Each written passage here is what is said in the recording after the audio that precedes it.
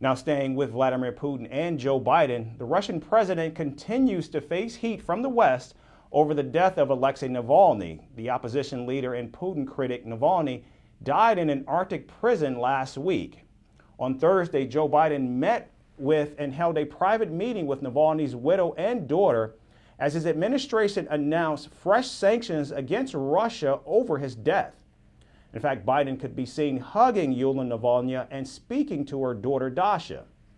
During the meeting, Biden expressed his admiration for Navalny's extraordinary courage and his willingness to stand against corruption for a free and democratic Russia.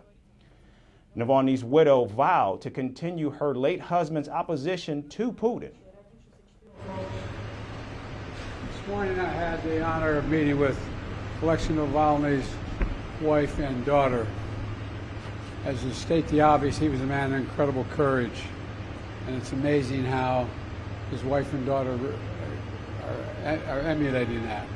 And we're going to be announcing the sanctions against Putin, who is responsible for his death, tomorrow. And but the one thing that was made clear to me is that Yolanda she's going to continue the fight he had underway. So we're not letting up. Thank you. The visit, which took place at a hotel in San Francisco, came as the White House voiced support for Navalny's mother in her ongoing fight to retrieve her son's body. Alexei Navalny's mother has said that she has been shown his body, but that Russian authorities are pressuring her to allow a secret burial to take place.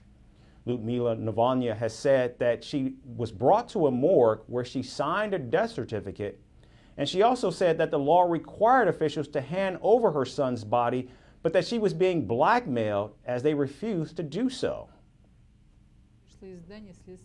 According to the law, they should have given me Alexei's body immediately, but they did not. Instead, they blackmailed me. They put conditions where, when and how Alexei should be buried. This is illegal. They received orders either from the Kremlin or from the Central Office of the Investigative Committee. They want it done secretly without a memorial service. They want to take me to the edge of the cemetery to a fresh grave and say, "Here lies your son," and I do not agree with that. I'm recording this video because they started threatening me. Looking me in the eye, the investigator said that if I do not agree to a secret funeral, they will do something with my son's body. The investigator, Voropayev, openly told me, "Time is not working for you, the corpses decompose." Now, Russian authorities have refused to release Navalny's body. In fact, Navalny's team claims the 47-year-old was in fact murdered.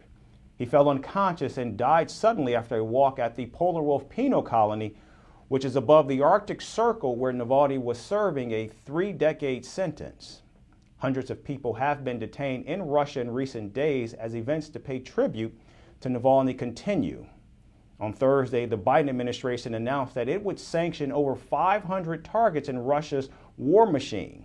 These measures, in fact, are timed to mark 2 years of Russia's ongoing invasion in Ukraine, as well as in response to Navalny's death.